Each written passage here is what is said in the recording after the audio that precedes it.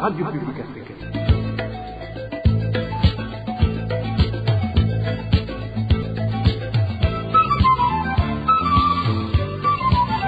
Radio Publique Africaine.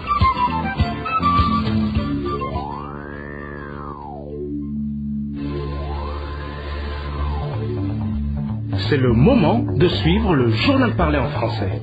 À la présentation, Émile Nivasumba. Le 10 juin 2021, c'est la date d'aujourd'hui. Bienvenue dans cette édition dont voici les principaux titres.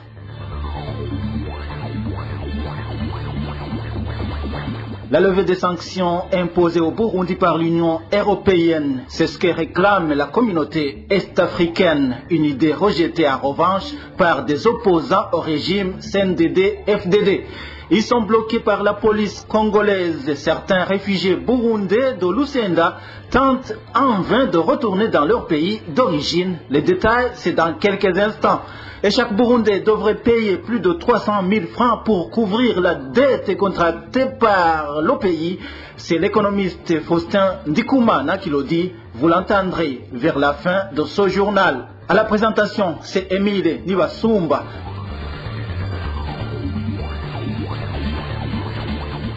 Bienvenue encore une fois. Droit de l'homme pour commencer. Un chauffeur de véhicule de transport en commun tronçon Bujumbura-Mwaro est introuvable depuis bientôt 3 semaines. Selon des sources de la zone urbaine de Moussaga où il a été appréhendé, le chauffeur a été arrêté par des agents du service national des renseignements. Il l'accusait de déplacer des rebelles. Francine Mahoro.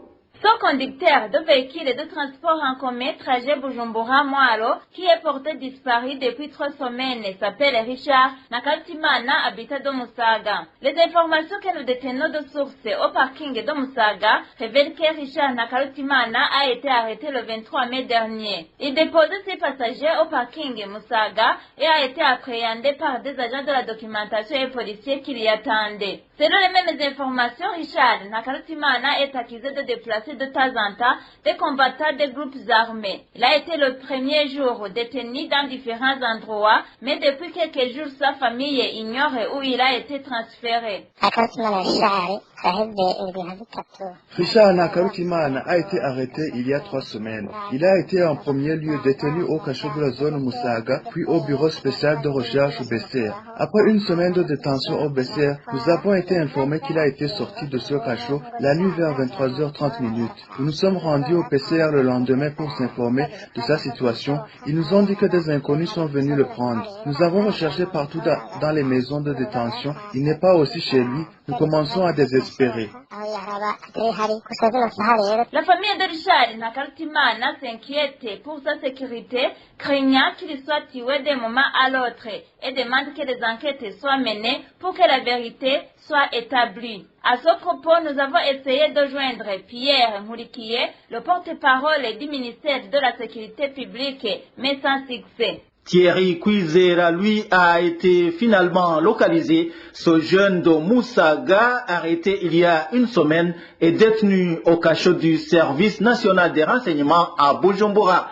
Il venait de bénéficier de la grâce présidentielle avant d'être arrêté à nouveau. Eric Nyonzima.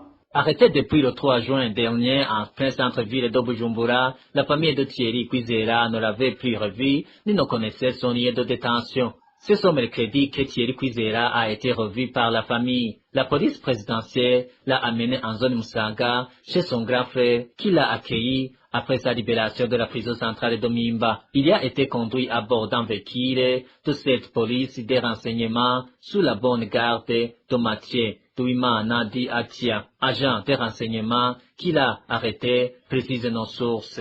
Selon des informations concordantes en provenance de Moussaga, la documentation nationale s'était rendue chez le grand frère de Thierry Kwizera pour se renseigner de l'emploi du temps de ce dernier en date du 25 mai, ce jour où il sortait de la prison centrale de Mimba par la grâce présidentielle, a coïncidé avec les attaques à la grenade dans différentes localités de la ville de Bujumbura. Ainsi donc, Thierry Kwizera est soupçonné d'avoir participé dans ces actes.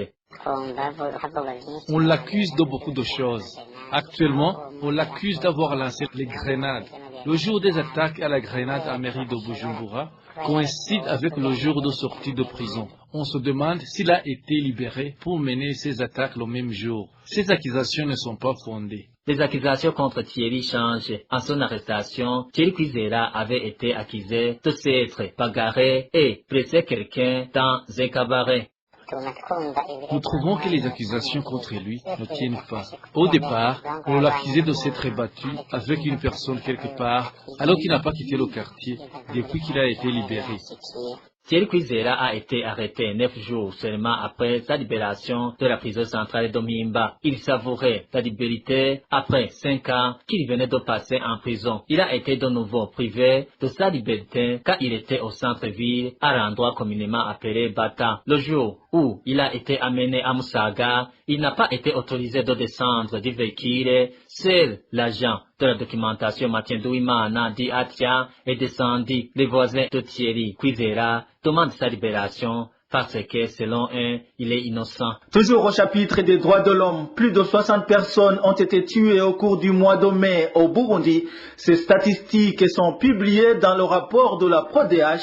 Cette organisation de défense des droits humains revient aussi sur les cas d'enlèvement, de torture et de détention arbitraire durant le même mois de mai. Plus de détails sur ce rapport avec Elvis Niomongere. Dans son rapport du mois de mai dernier, la PRODH obtient en grande partie sur les différentes violations des droits humains commises dans différentes localités du pays durant ce mois. Selon ce rapport, la PRODH a pu répertorier 66 personnes tuées et 78 autres blessées dans différentes provinces du pays. Sur les 17 provinces touchées par ces assassinats mentionnent le rapport de la PRODH, 3 provinces viennent en tête avec plus de cas d'assassinats. Il s'agit de Chibitoki avec 14 cas de décès, Muramvya avec 13 cas de décès et 7 blessés, ainsi que la mairie de Bujumbura avec 11 cas de décès et 57 blessés. De plus, au cas de ce mois de mai, la PRODH, Association pour la promotion des droits de l'homme et des prisonniers, a pu enregistrer 3 cas de disparition forcée, 8 cas d'arrestation et de détention arbitraire, ainsi que 8 autres cas de traitement inhumain, cruel et dégradant, y compris des cas de violation sexuelle basée sur le genre.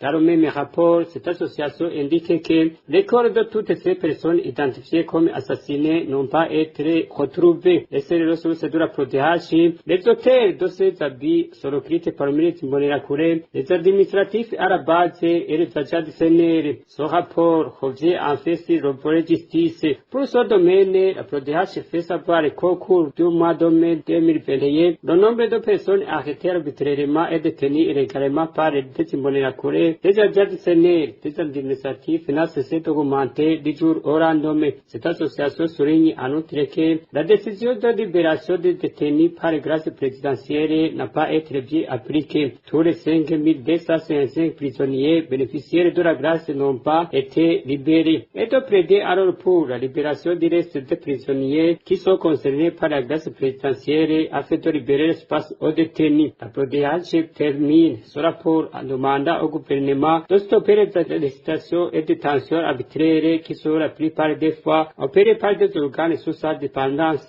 d'encadrer des Imbonerakure en urgence pour le respect des droits humains et d'essayer de joindre le discours à l'acte pour redresser la situation et montrer sans tarder la différence avec le régime précédent. Pour clore cette page des droits de l'homme, parlons de ces habitants de la colline Gaterama, zone Gitaba, commune et province Rutana, qui alertent pour leurs voisins persécutés par le chef de la colline. Il y a quelques mois, la clôture de la maison de ce citoyen a été détruite pour le traçage d'un sentier. Le point avec Aimable Nishimwe. Ce citoyen lésé, suite à la destruction de la clôture de sa maison, s'appelle Pierre Claver Nyandui, enseignant dans l'école fondamentale Gaterama, zone Gitaba, en commune et province Lutana. Les voisins de Pierre Claver Nyandui affirment qu'il a acheté cette parcelle dans laquelle il a construit sa maison, en nommé Claver Ndagijimana en 2014. En date du 13 décembre 2020, s'est tenue une réunion convoquée par les administratifs. Elle avait pour le but la sensibilisation pour le traçage des sentiers. Un de ces sentiers devait passer entre la parcelle de Pierre Claver Nyandui est celle appartenant à Claver Ndagijimana, à qui il a acheté cette parcelle. Paradoxalement, au moment de la mise en exécution de ce projet de traçage des sentiers en janvier 2021, Révérien Manirakiza, chef de la colline Gaterama, a profité de l'absence de Pierre Claver Nyandui et a amené des gens pour détruire son enclos, dénonce nos sources locales. En date du 10 février 2021, Pierre Claver Nyandui a saisi l'administrateur de la commune Rutana, mais sans succès. Il a également adressé une correspondance, son ex-joint à Eric Chimirimana, président du conseil communal de Rutana. L'objectif de cette lettre, dont la RPA est en possession d'une copie, est de lui demander de le rétablir dans ses droits. Contacté à ce propos, Eric Nahimela, administrateur de la commune Rutana, a signifié à la RPA qu'il a pris la décision de suspendre momentanément les travaux de traçage de ce sentier pour que ce problème soit d'abord réglé. Toutefois, cette autorité communale n'a pas donné des éclaircissements sur sa contribution dans la résolution de cette question. Merci aimable Nishimwe. Une courte pause et nous parlons des sanctions économiques qui pèsent sur le Burundi. RPA. Après l'Union africaine, l'East African Community plaide à son tour pour la levée des sanctions que l'Union européenne a prises à l'encontre du Burundi dans une discussion de haut niveau avec la délégation de l'Union européenne ce mercredi. Le secrétaire général de l'EAC a argumenté que le Burundi a tourné la page et se trouve actuellement sur une bonne voie, et d'ajouter que ces sanctions pèsent aussi sur la région tout entière. Marie-Ange Irakozé nous en dit plus. Nous faisons appel à l'Union européenne afin que nous puissions travailler ensemble et pour qu'il ouvre une nouvelle page pour le peuple de la République du Burundi. Telle est la demande de Dr Peter Matuki auprès de la délégation de l'Union européenne en Tanzanie lors d'un échange de haute voltige sur comment cette institution européenne pourrait contribuer à l'accélération du processus d'intégration en Afrique de l'Est. Pour le secrétaire général de la communauté est-africaine d'origine kenyane, l'Union européenne devrait lever les sanctions prises contre le Burundi, étant donné que ce pays a tourné la page et en supposant que le pays est prêt d'aller de l'avant. À cette occasion, Dr Peter Matuki a signalé que la région de l'Afrique de l'Est souffre tant de ces sanctions prises contre le peuple burundais. D'où il a souligné qu'il était très important que l'Union européenne collabore avec la dite région en la prenant comme un seul bloc et ainsi procurer à la communauté la capacité d'atteindre ses objectifs dans le processus d'intégration. À la même occasion, le secrétaire général de l'EAC et son équipe ont saisi l'opportunité d'échanger sur les priorités dans différents domaines d'intégration régionale, toujours à la quête du soutien de cette institution européenne via son programme 2021-2027. Il s'agit entre autres du secteur privé dans l'intégration, du renforcement de la capacité des institutions dirigeantes pour la consolidation de la paix, de l'établissement d'un système de gouvernance démocratique inclusif et redevable dans la région, ainsi que la coordination des pays de la région dans la présentation et la riposte des épidémies et pandémies, y compris le Covid-19. Les sanctions de l'Union européenne avaient été imposées au Burundi en 2015 à la suite de la crise interne consécutive à la décision du président Pierre Nkurunziza de briguer le troisième mandat.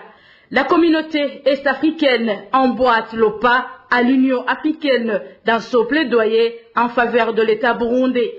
Début mai, l'Union africaine a demandé que toutes les sanctions prises contre le Burundi soient levées, affirmant que le Burundi connaît une amélioration remarquable en politique et sécurité. Chovino Mugwengezo a réagi à cet appel à la levée des sanctions. Pour lui, il n'y a rien d'étonnant quand la communauté des pays de l'Afrique de l'Est réclame la levée des sanctions que l'Union européenne a prises contre le Burundi. Cette même communauté n'a rien fait pour aider à résoudre les conflits socio-politiques de 2015 selon le président de l'UPD Zigamibanga. Pour Chovino Mugwengezo, même si cette demande serait exaucée, la crise burundaise ne sera pas pour autant résolue.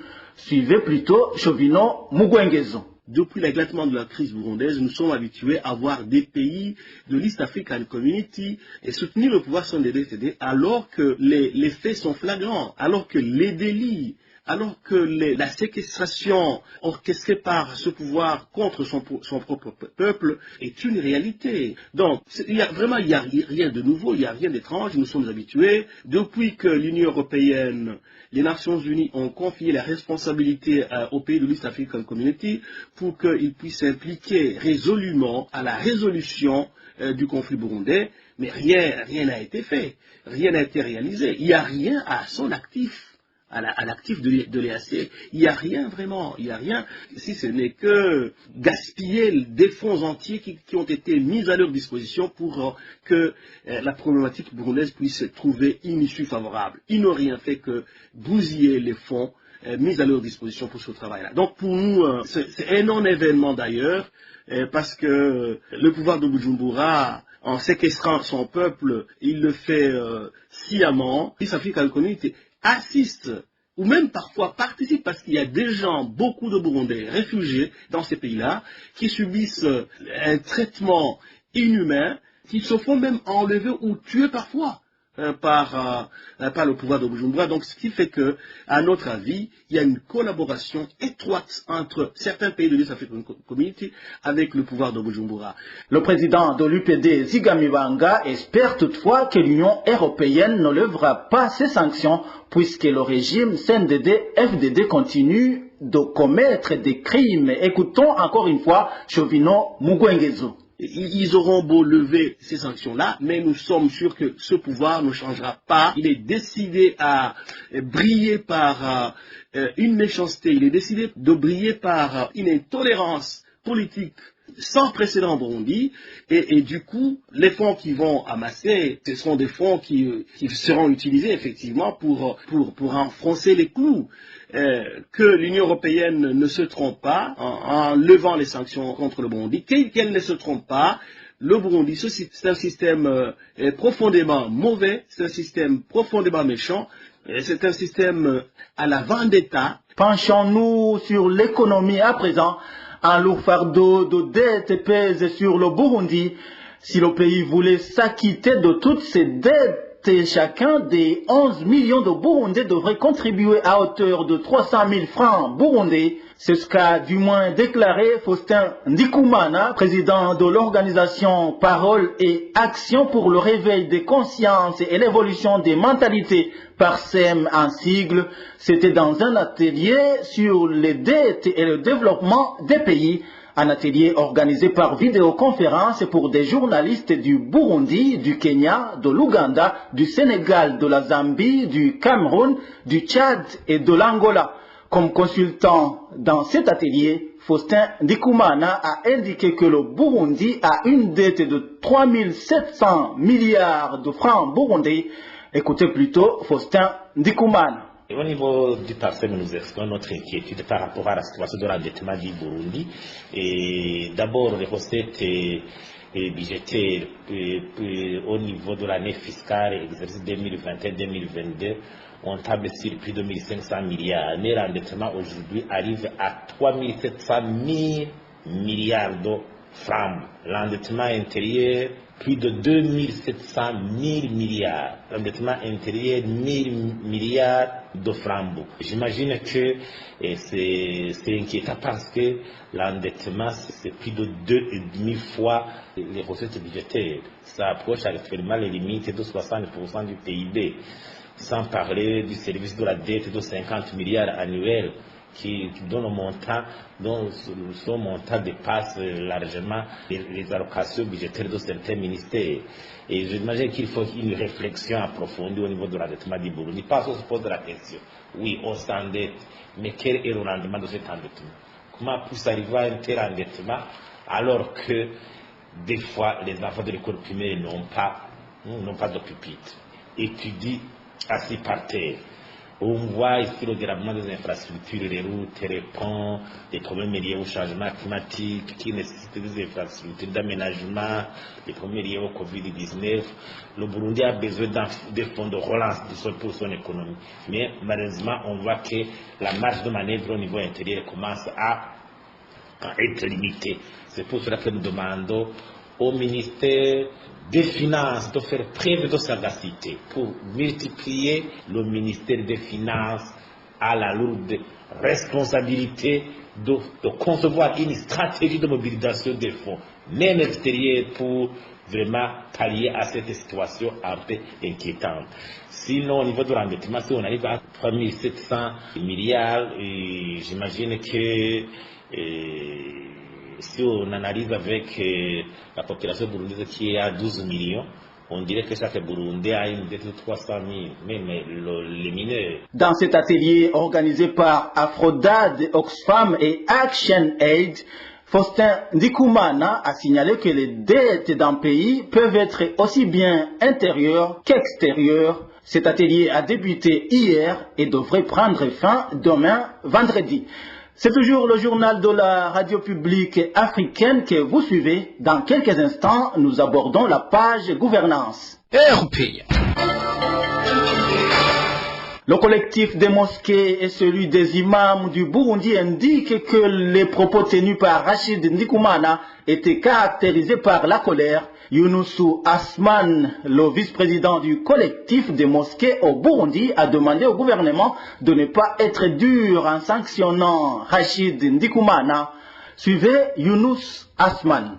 Nous nous insurgeons contre les propos qu'il a tenus à l'encontre du ministre de l'Intérieur, du Développement communautaire et de la Sécurité publique. Il a utilisé un langage qui n'est pas acceptable. Les relations entre la communauté islamique du Burundi et l'État sont vraiment très bonnes. Et chaque fois qu'il y a quelque chose qui ne va pas, il y a des voix habituelles pour nous parler, pour nous concerter. Donc, Ndikoumana Rachid, d'abord, il a utilisé un langage qui n'est pas acceptable, et puis ensuite, il ne représente aucune instance au sein de la communauté islamique du Burundi, et par conséquent, nous ne pouvons que nous insurger contre ce langage-là. Mais comme l'État est un parent pour tous, il va apprécier la façon dans laquelle il a reçu le message, parce que la parole peut sauver une nation, ou alors elle peut l'exterminer. Tout ce que nous pouvons dire à tous les musulmans, c'est qu'il n'y a pas de problème entre la communauté islamique du Burundi et l'État, et que nous pouvons les rassurer que ces problèmes n'arriveront jamais. Nous détenons l'élément sonore du vice-président du collectif des mosquées au Burundi, Younous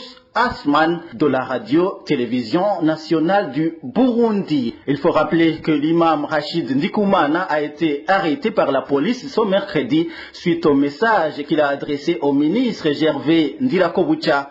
Ce dernier venait de critiquer les rituels de l'islam lors de l'appel à la prière des musulmans, indiquant que cela indispose les autres. À propos justement de ces rituels de l'islam, le ministre de l'Intérieur, Gervais Ndirakobucha, ne devrait pas les critiquer puisqu'ils ne sont pas improvisés. Réaction du porte-parole de l'Union pour la renaissance de la nation, URN Hitangoneza en sigle. Selon Deogracias Nyonzima, les propos du ministre de l'Intérieur sont incompréhensibles. Si le gouvernement agrée une religion ou une organisation, c'est qu'il accepte sa manière de prier ou d'opérer, souligne-t-il. Suivez plutôt Deogracias Nyonzima.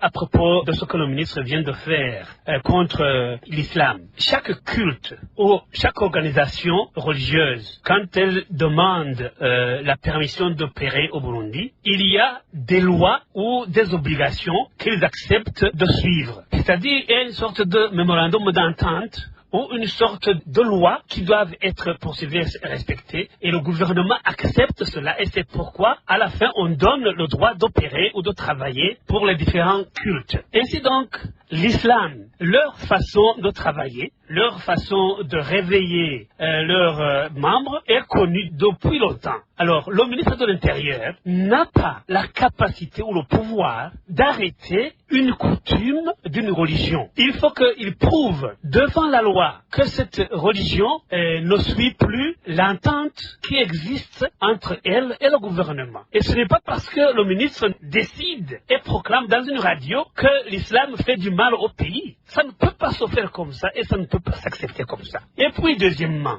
les autres religions, ils ont aussi leur façon de travailler. L'Église catholique, entre autres, utilise un clocher pour pouvoir rappeler aux chrétiens qu'il est temps d'aller à l'église et de commencer à prier. Les autres églises protestantes utilisent beaucoup de musique et beaucoup d'instruments qui sonnent assez forts pour prier le Seigneur. Est-ce que maintenant, le ministre de l'Intérieur, il va aussi faire la même chose à l'Église catholique et à toutes les autres religions? Va-t-il pouvoir décider la fermeture de toutes les religions ou de toutes les associations religieuses qui sont au Burundi? Il faut qu'il apprenne à utiliser la loi. Poursuivons à présent notre série de reportages sur la vie dévatoire du site Ruganigwa en province Muyinga. Il s'observe beaucoup d'abandon scolaire chez les enfants de cette communauté. Les parents indiquent que la pauvreté constitue la cause de ces abandons.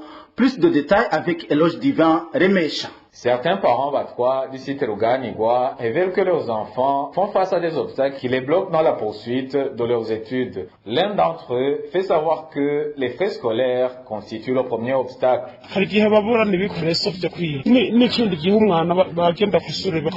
Il arrive que nos enfants manquent de matériel scolaire. Autre chose, nos enfants seront envoyés par manque de frais scolaires. On nous dit que ces frais sont destinés à la rémunération des enseignants vacataires.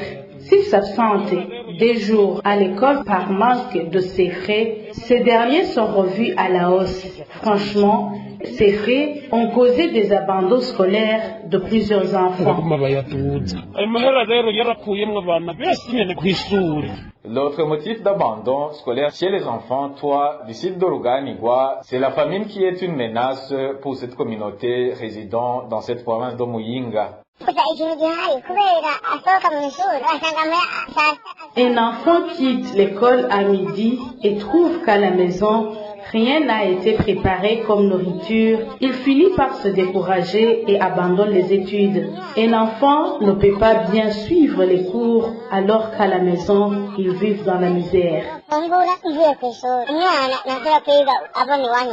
La communauté des Batwa du site de Ruganigwa indique qu'elle ne voit même pas comment elle pourra quitter cette situation de pauvreté extrême sans l'intervention du gouvernement. Dossier à suivre. Nous nous dirigeons vers la fin de cette édition. Pour clôturer, parlons de ces réfugiés burundais de Lusenda qui demandent qu'ils soient autorisés à poursuivre leur chemin vers le Burundi. Ils se sont vus refuser de franchir la frontière burundo-congolaise par la police congolaise. Là où ils sont rassemblés au site de transit de Kavimvira, ils logent à la Belle Étoile et n'ont pas de nourriture. Onésime Dushimagize nous en dit plus. Le manque de vivres, de soins médicaux et actes de violation des droits humains dont ils sont souvent victimes sont entre autres les principales causes du rapatriement précoce de ces réfugiés burundais du camp de Lusenda. Ça fait presque 2 semaines que 300 réfugiés de ce camp de Lusenda ont été arrêtés au poste douanier de Kavimvira alors qu'ils tentaient de franchir la frontière congo-burundaise. Ils ont été alors conduits au site de transit de Kavimvira où ils passent la nuit à la Belle Étoile et n'ont même pas de quoi mettre sous la dent comme l'indique un des réfugiés de ce site. Ils étaient arrivés au niveau du poste douanier de Kavimvira et ils allaient franchir cette frontière. Ils ont été bloqués par un véhicule de la police congolaise et ils ont été conduits au site de transit de Kavimvira. Là-bas, ils sont des sans-abri et ils passent la nuit à la Belle Étoile. Pendant la journée, ils sont frappés par un soleil accablant et n'ont rien à manger. C'est vraiment triste de voir des mamans allaitantes couchées au sol. La santé de leurs enfants se dégrade du jour au lendemain à cause du froid, du soleil et du manque de nourriture. Ces réfugiés indiquent qu'en plus de ce manque de nourriture, ils sont contraints de payer de l'argent pour être mentionnés sur la liste des candidats au rapatriement volontaire. Ce mercredi, le responsable du site de transit de Kavimvira a réuni ces réfugiés qui veulent rentrer au pays et leur a promis qu'un premier groupe va rentrer ce jeudi. Voilà, fidèles auditeurs, c'est par ici que nous mettons un point final au journal de la RPA du 10 juin 2021. À la présentation, c'était Émile Niwasumba. Je vous souhaite de passer une agréable soirée chez vous. Au revoir.